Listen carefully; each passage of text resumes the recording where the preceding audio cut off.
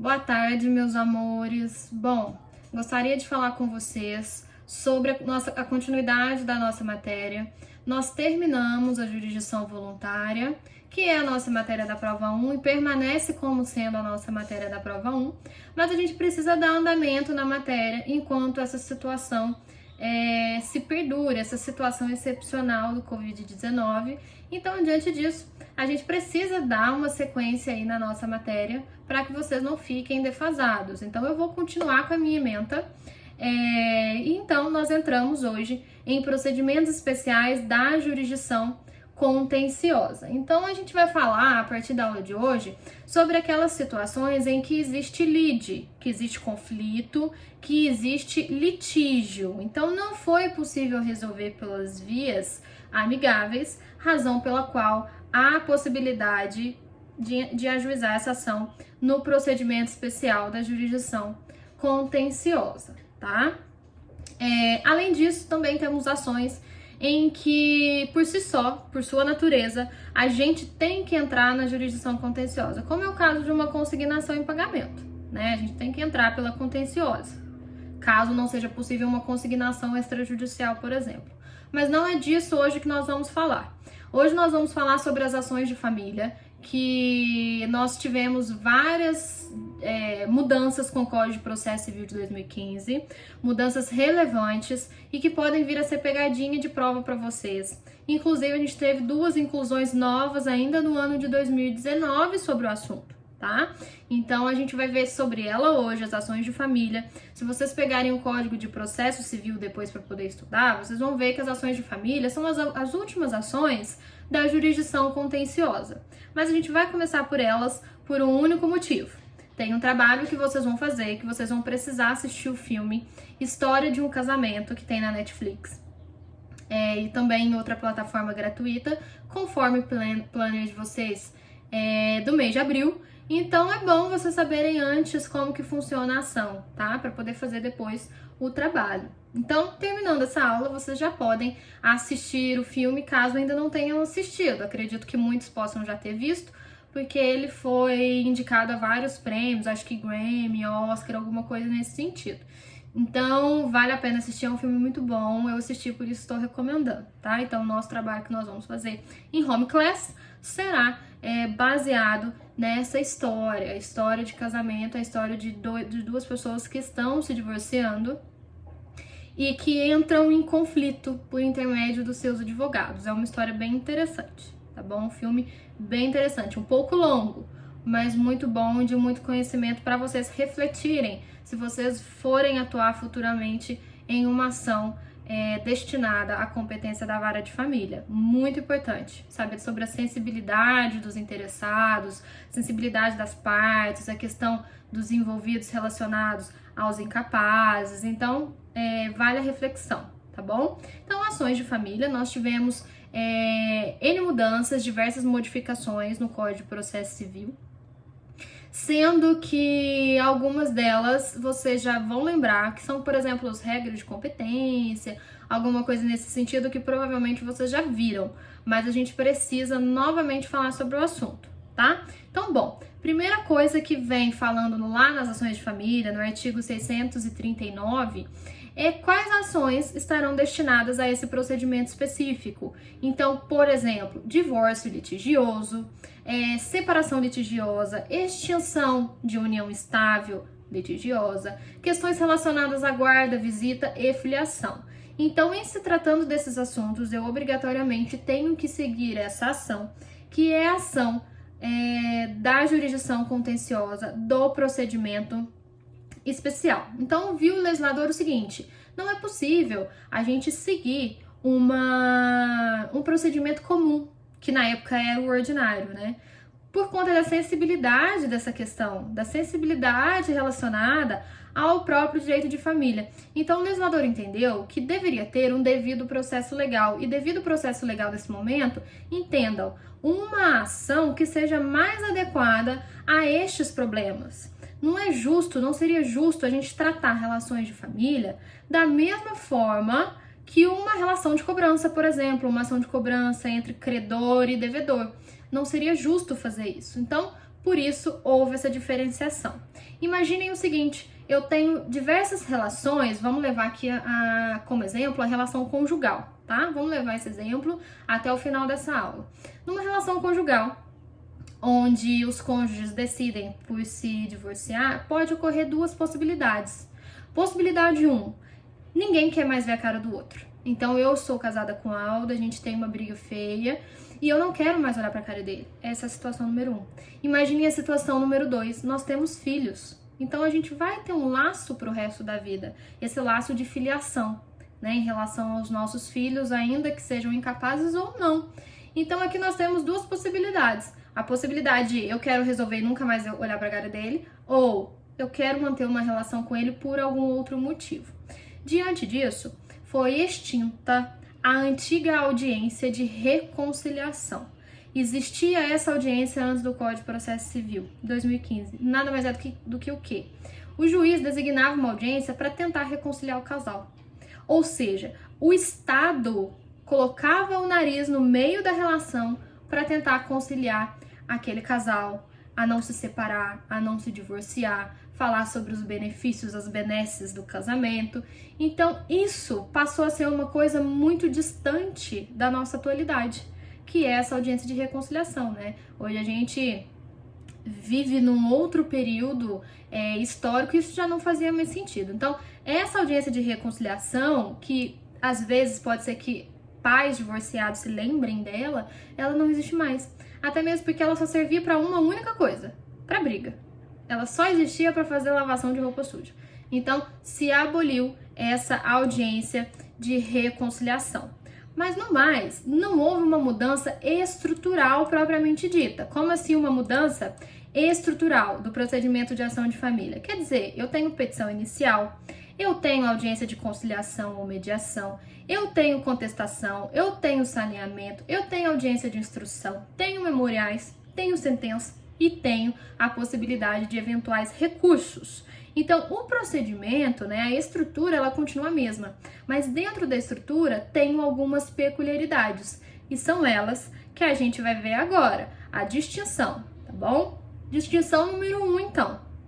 É possível que o magistrado suspenda o processo por uma vez, 2 vezes, 3 vezes, quantas vezes entender necessário, caso as partes estejam em período de autocomposição.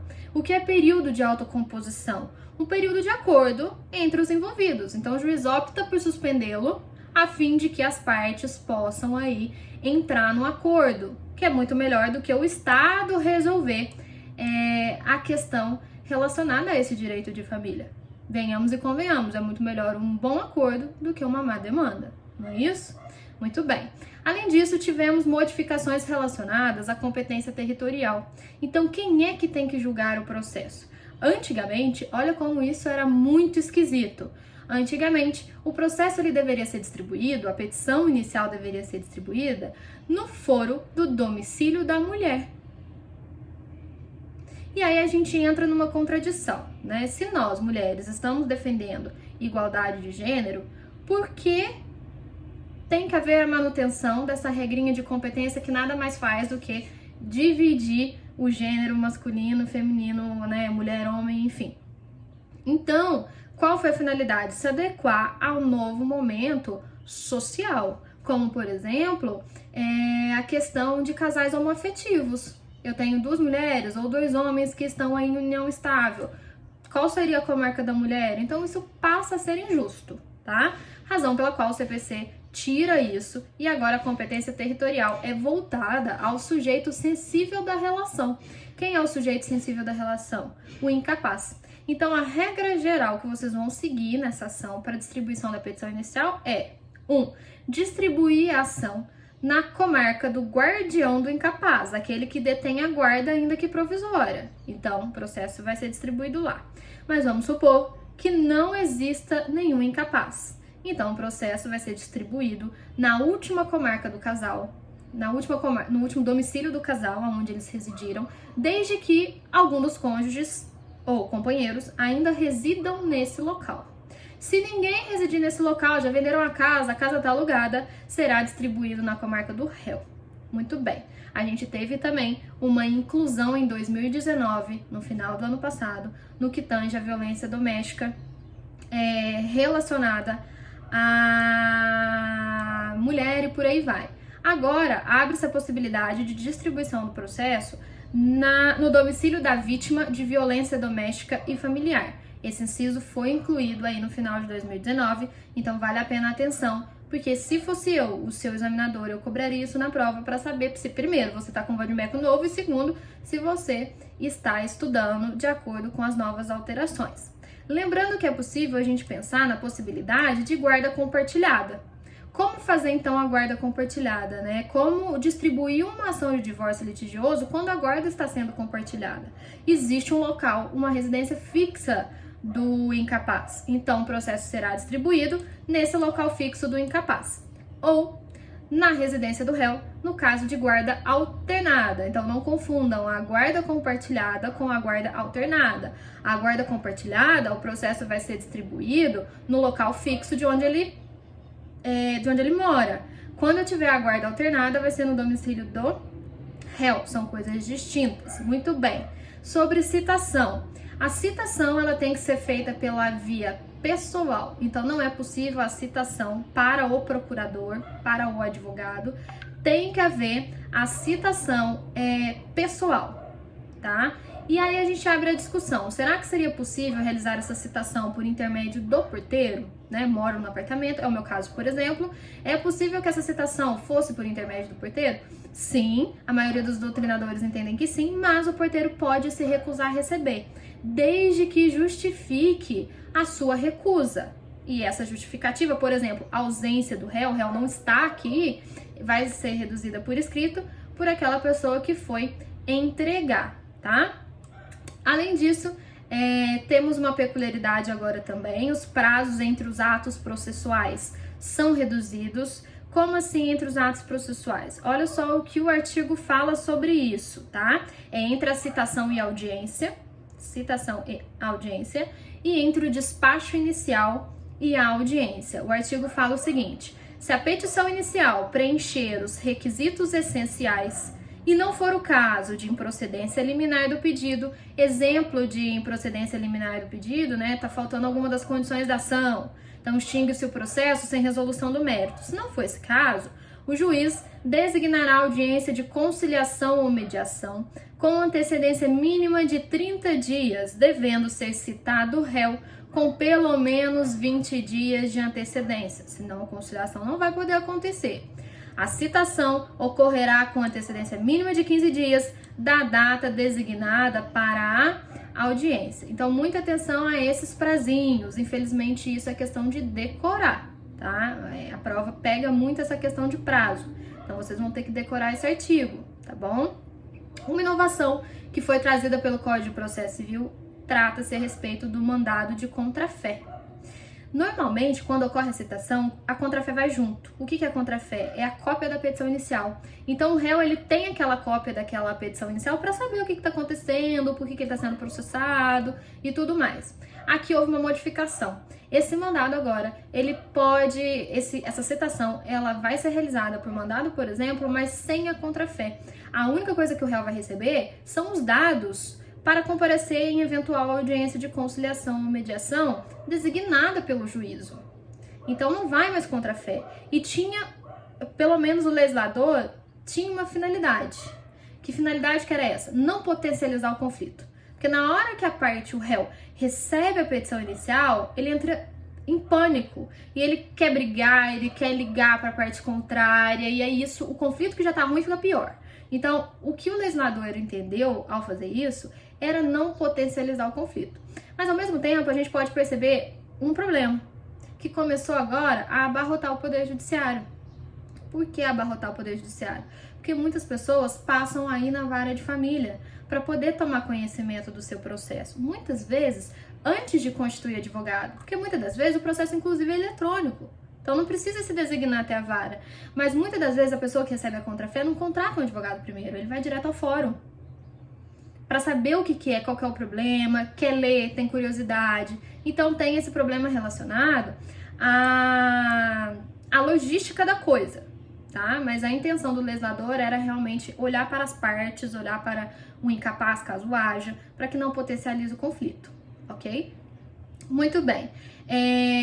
Continuando, a audiência de conciliação, ela pode ser segmentada. O que é ser segmentada? É ser fracionada. Eu posso ter mais de uma, eu posso parar a audiência e fazer outra. Quando eu verificar que é possível tratativas de acordo, mas que as partes precisam de um determinado tempo para viabilizar essa solução consensual, tá? Além desse fracionamento, caso o juiz verifique indícios de alienação parental, ele pode designar um especialista para poder ajudá-lo. Então, ele está vendo que existem indícios ali de alienação, ele pode chamar algum especialista para poder fundamentar também a sua sentença e o bem-estar do menor, não é isso? Muito bem. Além de poder também contratar um especialista para poder estar atuando na audiência de conciliação. Não sendo realizado acordo, pessoal, o que vai acontecer? O processo vai se dar conforme o procedimento comum, conforme aquilo que vocês já conhecem. Então, dia específico, a gente chega até aqui. O resto é tudo igual. A gente tem audiência de instrução, julgamento, memoriais, a sentença com relatório, fundamentação, dispositivo, possibilidade de recursos. Então, segue pela via comum. Lembrando que o Ministério Público, ele tem a obrigação de atuar quando houver interesses de incapaz. Então, quando houver essa situação, ele vai ser chamado para atuar e também para poder realizar a homologação do acordo. Em 2019, nós também tivemos uma inclusão. O Ministério Público, ele também vai ter que atuar quando for parte nas ações de família vítima de violência doméstica ou familiar. Então, a gente teve essa introdução lá na competência e também tivemos essa introdução agora em relação ao Ministério Público. Ele vai ter que atuar quando estiver diante dessa situação. Também uma alteração incluída aí em 2019, auxiliando aí, então, a Lei Maria da Penha nos procedimentos relacionados à família. Pessoal, espero que tenha dado para falar sobre tudo. Nós falamos sobre todos os artigos relacionados à ação de família. Espero que façam um bom trabalho, assistam o filme, mas assistam de modo reflexivo. Reflitam sobre o problema conjugal. O advogado, ele precisa ser um pouco mais sensível em certas situações. E essa sensibilidade, ela é essencial quando se trata numa ação principalmente de divórcio litigioso e principalmente quando tem filhos menores. Então, que esse filme sirva para reflexão de vocês. Não usem esse filme só para finalidade de trabalho. Eu tenho que fazer o trabalho, por isso que eu tenho que assistir. Não, tá errado. Faça como forma de reflexão. Entendam que vocês estão ali, por exemplo, na qualidade de advogados daquelas pessoas. Como vocês atuariam? O que vocês fariam? Será que vocês agiriam da mesma forma? Então, reflitam sobre essa situação, porque é uma situação muito comum nas varas de família. Inclusive, no meu escritório, por exemplo, o que a gente sempre tenta fazer quando a gente tem uma ação de divórcio, que tem muitos, infelizmente, ação de divórcio tem uma porcentagem muito grande nos juízos. A gente sempre tenta fazer um acordo, a gente sempre tenta ligar para a parte contrária, a gente chama as partes para conversar no escritório, ou ainda, se não houver processo, a gente tenta ligar antes do processo ser ajuizado, porque na vara de família é muito melhor se fazer um acordo. E aí fazer aquele divórcio consensual ou extinção consensual, conforme a gente tinha visto já na jurisdição voluntária. E se não for possível, aí sim a gente tá aqui dentro, no nosso caso, o nosso exemplo da aula do divórcio litigioso. Lembrando que também manteve-se a possibilidade da separação litigiosa, ainda que seja um instituto bem arcaico, bem antigo, mas se manteve, e também a extinção de união estável, que é uma coisa mais atual, que vem aí, salvo engano, desde 2002, 2005, alguma coisa nesse sentido. Então, reflitam o filme, é isso que eu peço para vocês, tá? Espero que gostem, e nossa próxima aula, então, vai ser sobre correção desse trabalho. A gente vai refletir sobre ele, farei uma resenha para vocês aqui, a gente vai refletir sobre tudo, e na sequência a gente já entra em ação de consignação e pagamento. Então, aguardo vocês na nossa próxima aula. Um grande beijo e não esqueçam, fiquem em casa e lá.